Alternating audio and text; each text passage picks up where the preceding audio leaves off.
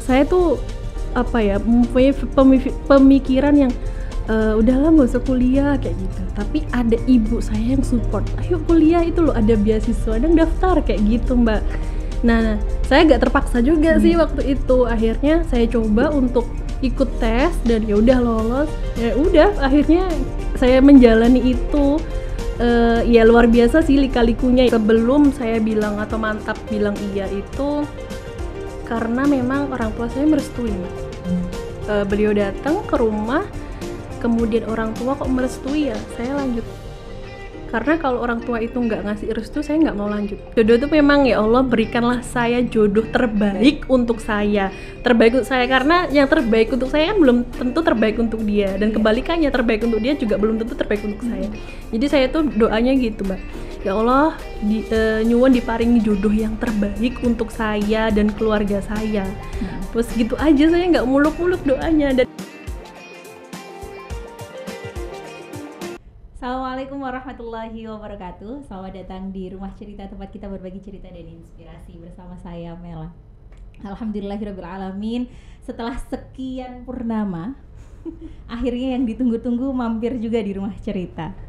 Seorang Ning muda yang sangat inspiratif sekali, yang pastinya banyak sekali cerita-cerita yang bisa kita gali dari beliau. Istri sang sutradara. Seorang public figure, influencer, apa nih, pokoknya semuanya yang ini wah itu beliau lah pokoknya. Foundernya Fikih Perempuan. Langsung saja pasti sudah banyak yang kenal, Ning Firda. Iya. Assalamualaikum Ning. Waalaikumsalam Mbak Mela. Gimana Ning kabarnya, terus pundi? Alhamdulillah terlihat cerah ini, berarti baik. Jenengan itu adalah narasumber kita yang sudah saya tak cengi diincer ya. Pokoknya sejak dulu kala. Waduh. Tapi sayangnya saya masih di Jakarta. Nah, akhirnya mumpung di sini tadi saya ini Firda di TV 9. Oke, langsung berangkat sekarang. Jauh-jauh dari Mojokerto ya. Untuk agar kita bisa dapat cerita-cerita inspiratif dari Ning Firda. Baik. Sekarang Ning di Jawa Timur sudah ini yang ya, jarang ya Ning ya. Jadi memang saya tuh mobile Mbak. Jadi Jakarta iya, Kediri iya, dan ini 4 bulan saya di Kediri kan. Wow. Jadi kalau di Kediri, di Jawa Timur itu kan juga banyak kegiatan ya akhirnya. Ya seperti kata Mbak Mela tadi kayak aduh mumpung nih di Jawa Timur, saya di Jawa Timur banyak kayak yang mengundang. Niatnya liburan, tapi nyatanya lebih banyak aktivitasnya. Kayak seperti kemarin ada Bunyi Nusantara juga, itu kan salah satu aktivitas yang memang bisa saya kerjakan di Jawa Timur.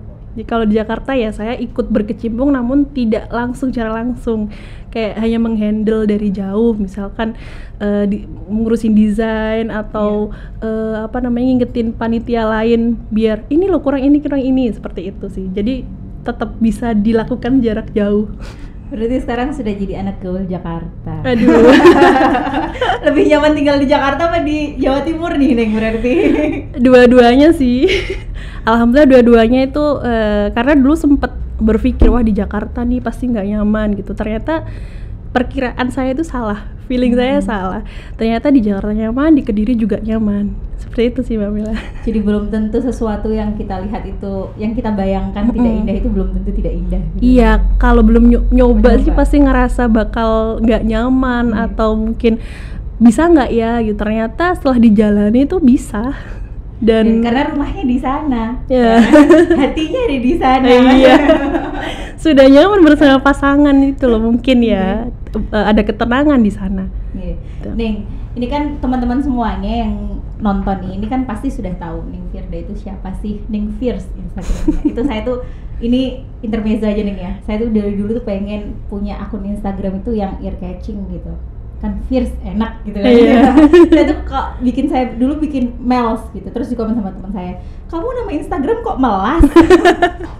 Jadi gitu akhirnya saya ganti lagi Aria Amelia aja nama panjang gitu daripada dibacanya Melas jadi. Iya, itu juga berkali-kali ganti sih dulu kepanjangan, kayaknya aku coba Fierce tambah Z deh, kayak enak.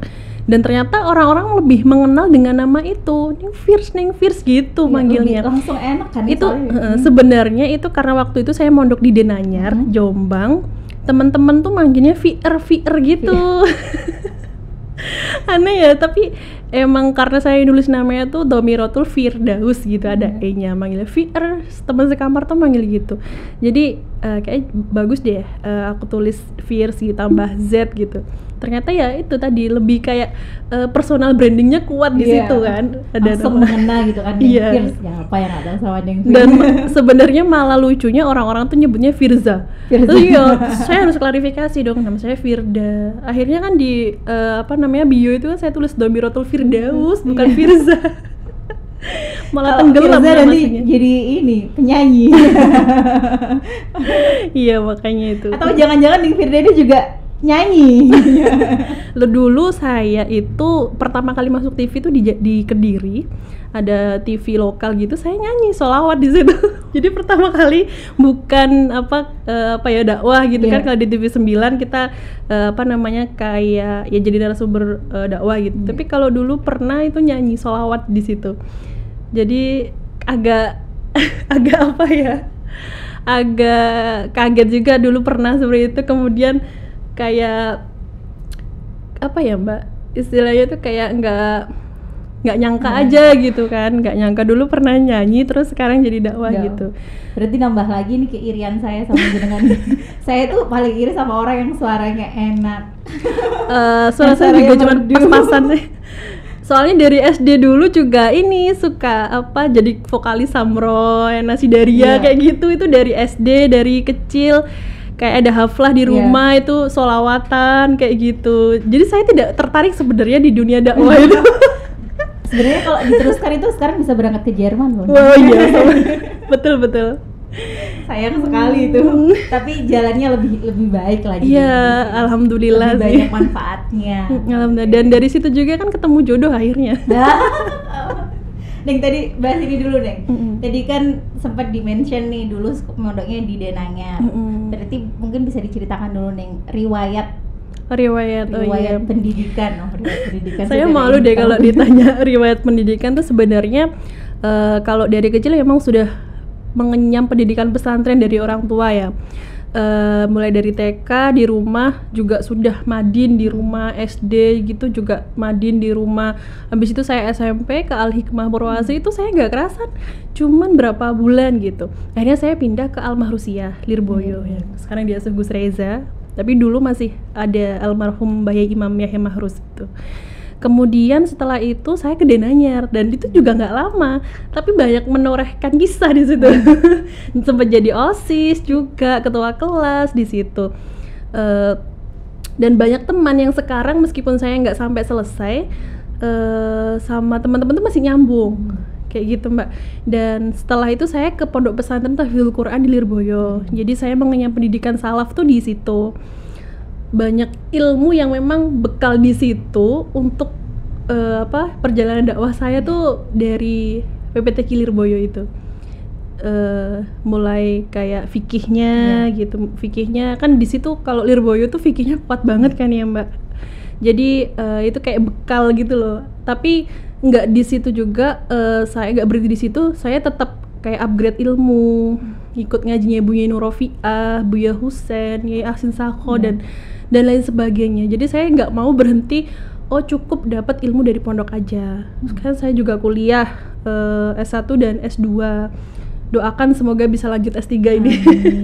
Di Jakarta sambil lihat-lihat ini kampus, siapa tahu ada yang cocok dan harus itu. Ngomong semangatnya itu masih ada. Iya, jadi masih semangat untuk mencari ilmu ya. Gitu nih. Karena kalau sudah kepending sesuatu itu akhirnya sebenarnya kemarin juga sudah mau S3, cuman karena hamil ya udah gimana sih baiknya, karena kalau hamil itu Masya Allah morning sickness luar biasa, akhirnya ya harus fokus dulu sama kehamilan. Nikmat sekali ya nih. Luar biasa kalau udah morning sickness tuh. Jadi ya udah fokus dulu sama kelahiran sama anak. Pending dulu lah S3-nya, nanti setelah semuanya berjalan dengan baik, tertata dengan baik, kita bisa lanjut lagi kan. Untuk S3 kan kayak tidak terbatas oleh ruang dan waktu. Gitu. Iya, saya tuh sebenarnya juga saya kan masih S1 nih ya. Rencana mau S2 itu diundur terus akhirnya sekarang sudah mulai malas. Terus kemarin ayah saya baru kemarin itu lulus S3. Ayo kamu nggak izin dah gitu, sampai disindir kayak gitu maksudnya. Ya ini memang sama Ning Firda ini akhirnya saya jadi oke, saya kayaknya tersulut harus ya semangat lagi. Harus ini deh, harus lanjut lagi S2-nya. Iya. Saya dulu juga sebenarnya kalau S1 kuliah itu dapat beasiswa, Mbak. S1 itu dapat beasiswa Pemprov karena saya guru madin. Sementara katanya guru madin tuh harus S1. Akhirnya daftar beasiswa dan lolos. Ujiannya itu baca kitab kuning, Fathul Qorib yang nggak ada maknanya, yang gundulan seperti itu. Alhamdulillah lolos. Kemudian S2-nya itu karena dawuh dari Buya Kafa. Jadi ketika saat itu pas wisuda S1 saya mewakili teman-teman mahasiswi dan mahasiswa untuk sambutan. Akhirnya saya tuh diminta untuk lanjut ke S2. Dengan beasiswa juga alhamdulillahnya. Berarti terpaksa dong waktu itu. Sebenarnya awalnya juga karena derekaken dawuh ya. Karena bagaimanapun beliau juga kiai saya. Jadi saya derek dawuh dan ternyata dijalani itu ya luar biasa, nyaman, enak, teman-temannya juga enak dan alhamdulillah 2020 kemarin sudah wisuda. Gitu. Benar-benar kayak nggak nyangka ya dari kayak apa namanya cuman niatnya cuma S1 aja bisa jadi S2 gitu. Ya kayak saya kalau lihat jenengan itu wah kayaknya tuh beliau jenengan itu semangat belajarnya itu tinggi. Akhirnya itu saya juga pengen banget nirunya itu semangat belajarnya itu. Sebenarnya dulu tuh saya tuh apa ya mempunyai pemikiran yang udahlah nggak usah kuliah kayak gitu, tapi ada ibu saya yang support, ayo kuliah itu loh ada beasiswa dan daftar kayak gitu Mbak. Nah saya agak terpaksa juga sih waktu itu, akhirnya saya coba untuk ikut tes dan ya udah lolos, ya udah akhirnya saya menjalani itu. Ya luar biasa sih lika-likunya ya pasti, apalagi pas skripsi itu luar biasa. Alhamdulillah bisa wisuda dan malah lanjut S2 itu. Jadi 2022 S3 ini. Amin. Kan 2022-nya masih ada beberapa bulan, 6 bulan lagi kan. Jadi kalau saya melihat, saya tuh dapat kesempatan. Jadi saya gunakan kesempatan itu sebaik-baiknya. Punya kesempatan untuk kuliah lagi, dan banyak loh orang yang pengen kuliah itu tapi nggak punya kesempatan, kadang nggak punya biaya. Ini mumpung ada beasiswa, ayolah gas gitu. Ya udah saya jalani dengan ikhlas sekali. Dengan bismillah tadi. Betul. Sekarang kalau tuh saya tuh sering ditanya gitu. Ya udahlah, pokoknya jalan. Kamu nggak bismillah dulu. Teman-teman saya tuh teman kuliah itu banyak kan yang anak umum.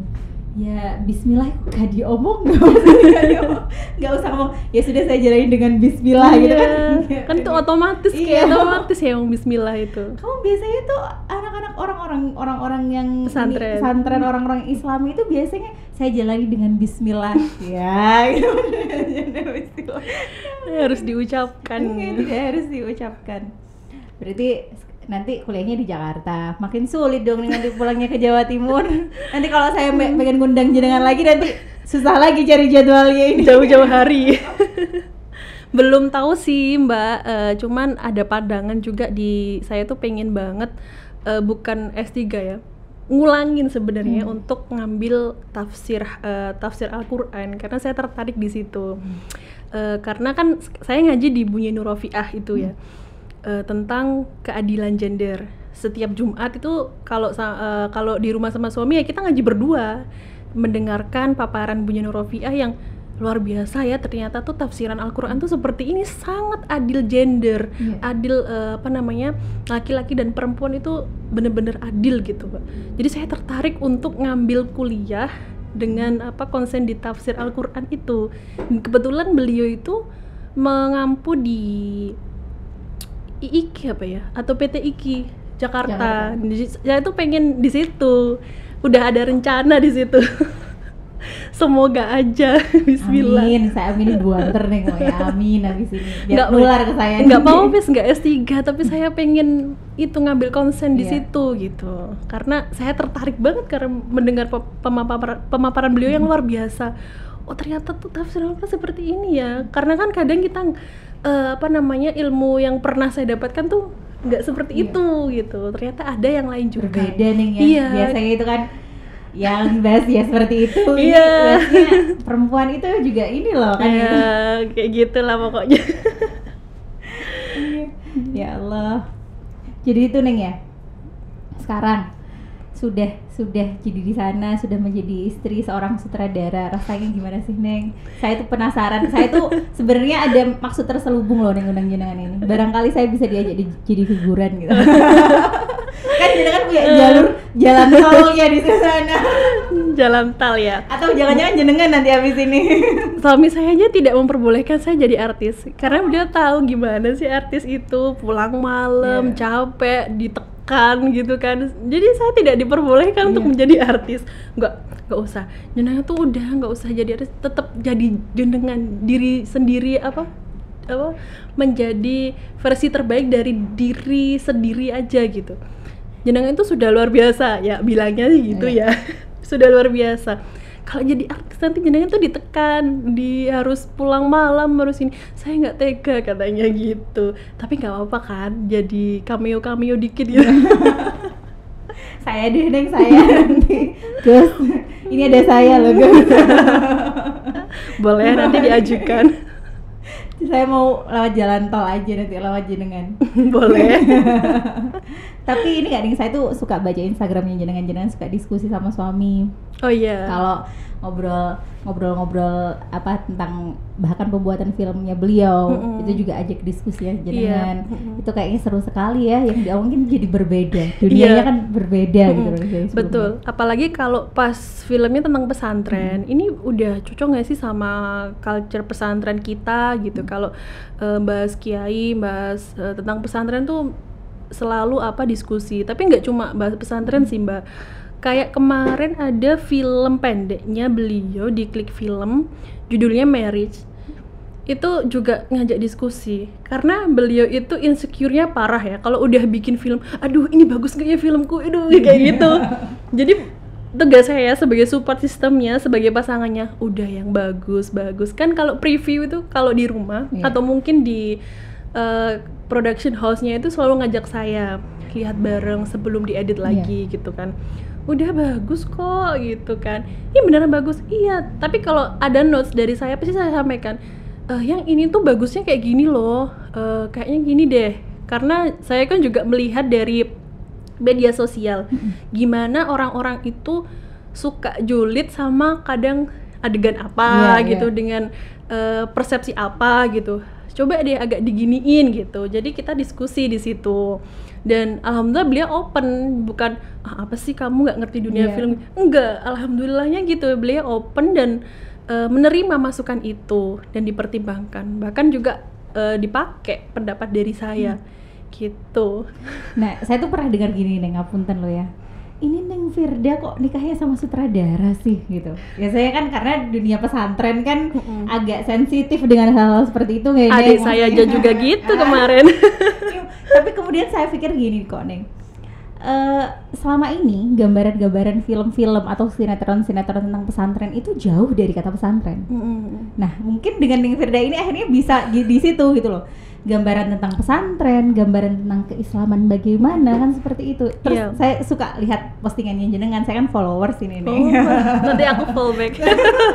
Saya kan followers, jadi diskusi ya. Akhirnya kan itu terjawab di situ. Jadi semuanya itu ya nggak mungkin kan tiba-tiba langsung asal pilih kan tidak. Iya gitu. betul. Waktu itu pergolakan batinnya gimana sih Neng? Pasti kan ada ini dari sini dari sana. Iya. Waktu itu memang ya pergolakan batinnya luar biasa sekali. Sebelum saya bilang atau mantap bilang iya itu karena memang orang tua saya merestui Mbak. Beliau datang ke rumah, kemudian orang tua kok merestui ya saya lanjut. Karena kalau orang tua itu nggak ngasih restu saya nggak mau lanjut. Jadi meskipun beliau mungkin kita sudah komunikasi dulu via WA, via DM, saya nggak mau menaruh perasaan itu gitu loh untuk seseorang yang belum direstui oleh orang tua saya. Baru setelah beliau datang, orang tua restu, saya baru menumbuhkan rasa itu. Dan memang pas ketika beliau datang ke rumah itu ada langsung klik gitu, ada langsung klik dan seketika itu kayak jatuh cinta deh. Jodoh itu gitu Neng ya. Dan ibu saya bilang, kok mirip banget sama saya gitu. Wajah beliau tuh memang mirip Cabi juga gitu loh Mbak. Jadi nggak tahu tiba-tiba itu ada klik di situ. Terus adik saya memang agak, kok sutradara sih Bu gitu. Terus ibu, emang kenapa kalau sutradara gitu? Kalau itu terbaik untuk mbakmu, kenapa gitu kata ibu. Terus saya bilang, tanya kan film-filmnya itu apa aja sih gitu kan. Ternyata ada Haji Backpacker, kayak film religi-religi. Jadi meskipun beliau itu enggak filmnya itu umum, tapi diselipkan nilai-nilai Islam di situ, bahkan nilai-nilai NU di situ, kayak Haji Backpacker, Latahzan, 99 Nama Cinta itu meskipun ya latar belakangnya pesantren, tapi kan memang kata Mbak Mela itu film Indonesia itu jauh sebenarnya, karena tidak semua pesantren itu kayak mau untuk dibuat syuting juga, dan pendalaman karakternya itu kadang juga tidak seintens kayak kiai, kayak kita lihat pesantren salaf kan kayak kiai buyainya gimana, santrinya gimana gitu kan. Dan itu harus disadari juga nih dunia pesantren kita itu kan kurang terbuka pada hal-hal seperti itu. Betul, dan memang tidak semua pesantren kan sama kulturnya. Ada yang mungkin salaf, ada yang modern, ada yang bercelana kan kayak gitu, nggak semua sarungan kan. Nah itu mungkin yang diadaptasi yang mana gitu kalau menurut saya. Dan kalau menurut saya yang tadi Mbak Mela bilang ada saya di situ untuk mungkin menyeimbangkan menyeimbangkan dunia pesantren itu sebenarnya seperti ini. Sebenarnya Mas Daniel sendiri sudah paham karena beliau dulu juga mondok kan. Beliau juga santri yang memang kebetulan ke Jakarta itu dengan pergulatan batin juga, salah kampus juga, pada akhirnya di IKJ dan akhirnya menjadi sutradara. Itu kan juga nyasar dulu di 2 kampus, di Unpad sama di statistik gitu di Jakarta. Akhirnya beliau ke IKJ dan ternyata passion dia di situ, penyutradaraan dan penulis skenario. Seperti itu. Jadi nyasar-nyasar juga.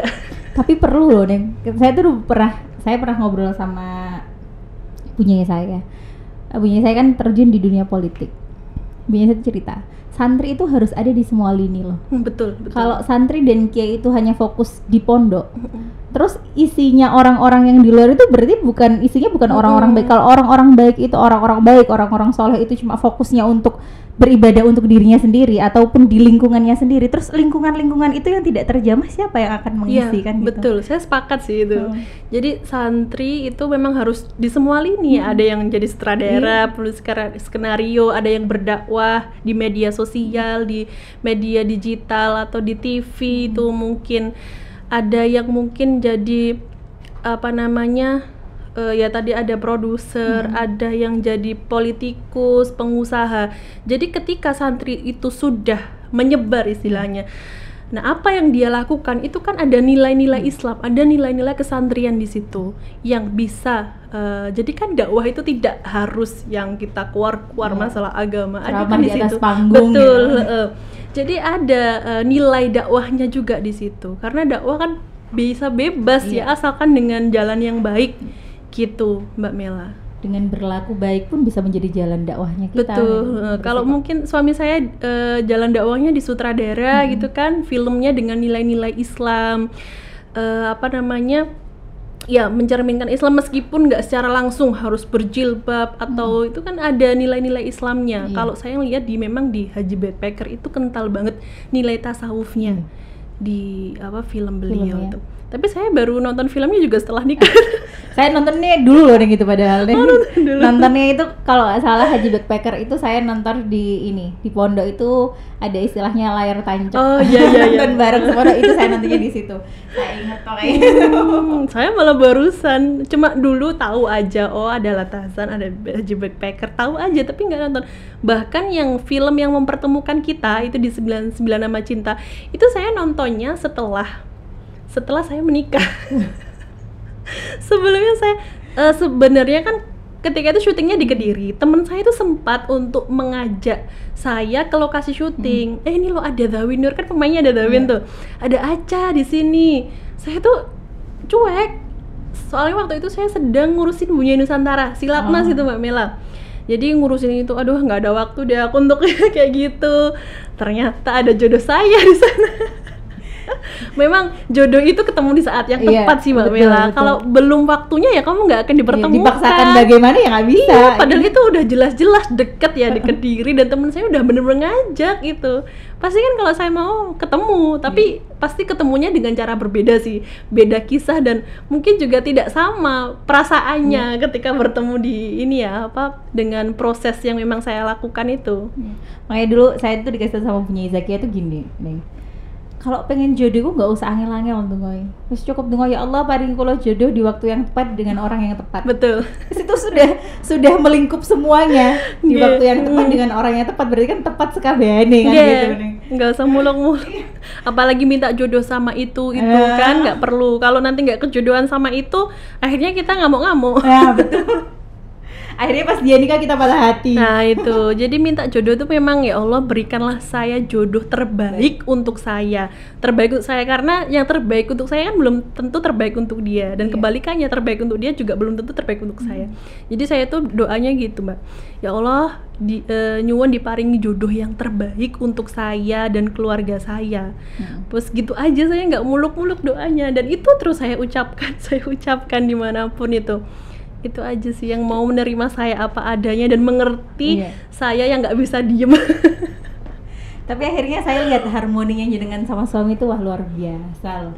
Dengan maksudnya dengan circle yang berbeda, dengan aktivitas keseharian yang berbeda itu ketika dikolaborasikan ternyata indah sekali gitu loh. Jadi bisa bekerja sama. Saya tahu ini dari postingan ya.